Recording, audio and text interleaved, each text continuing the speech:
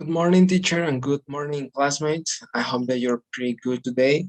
And if you are watching this video, I hope that you enjoy it because today we're going to talk about teaching reading in a school that is called El Bachillerato in Veracruz. So let's get started.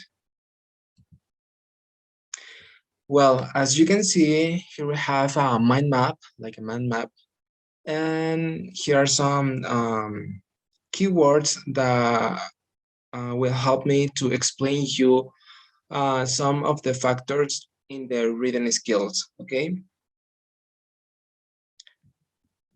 Okay, first of all, what is reading, okay? Well, reading is one of the main skills of English, and this should be developed during his or her process of learning a new language. This skill is really important in the language acquisition because reading is especially interesting and engaging students. Okay, so why teach reading?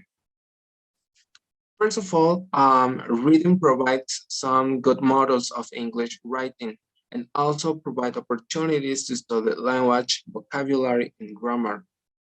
Also, reading texts can introduce interesting topics that can be useful to stimulate students, and actually, we can use them for improve other skills. Of course, this can help to students in their lifelong learner, okay?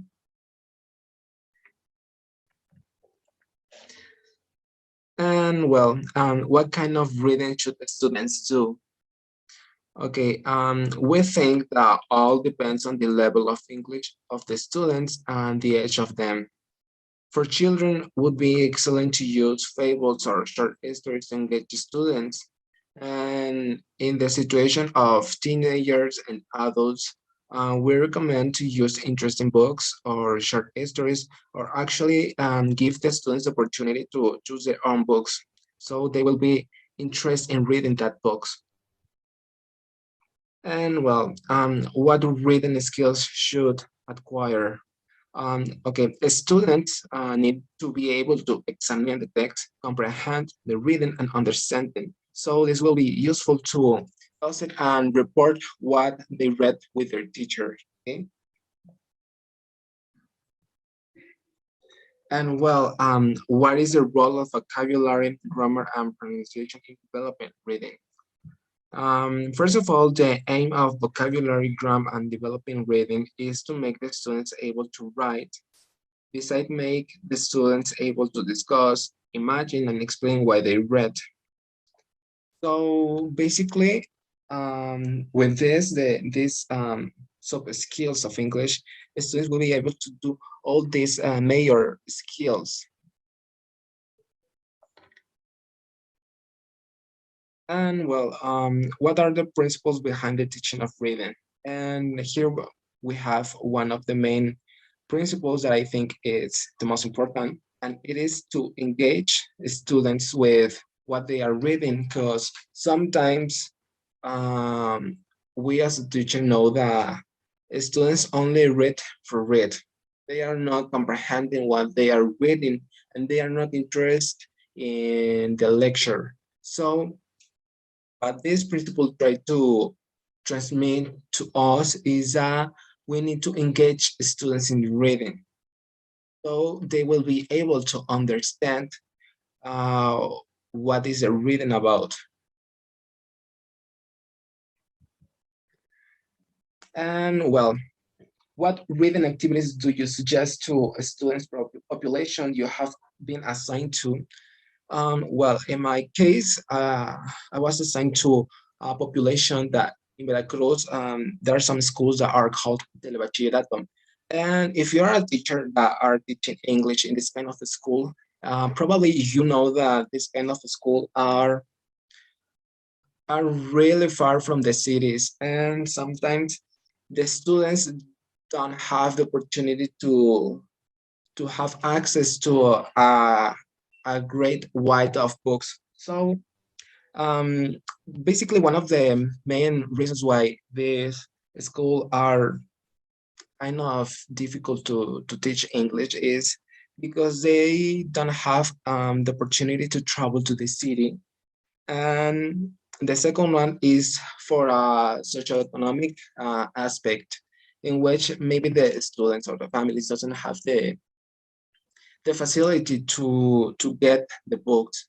And another point is that sometimes it's difficult to teach this kind of skills, in principle, the reading skill, because the students are not engaged in reading.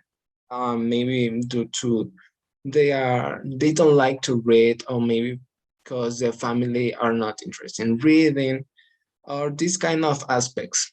But here are some activities that you as a teacher you can use if you are teaching English, and mainly you're teaching the reading skill in a telebachillerato.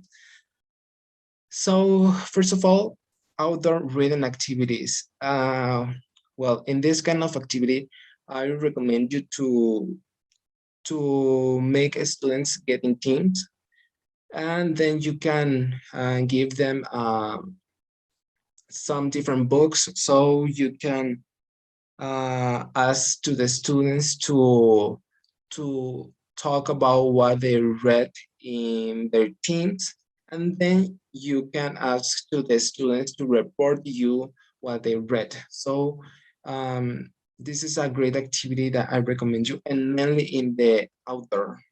So this will be more comfortable for the students. Actually, you can give the students to read poems. This is really great because the poems require a lot of comprehend. So I think this will be useful for students to develop the reading skill. And of course, you can give the students to read some texts that are in their access to students, like letters, newspaper, recipes, and so on. So this will be useful to make other activities in which you can develop not just the reading skill. Actually, you can improve the writing skill and the speaking skill and the listening skill. And well, that's it for my presentation. I think this is a short video, but I think we cover all the points, and the points are really interesting. So thank you so much for watching this video, and see you next time.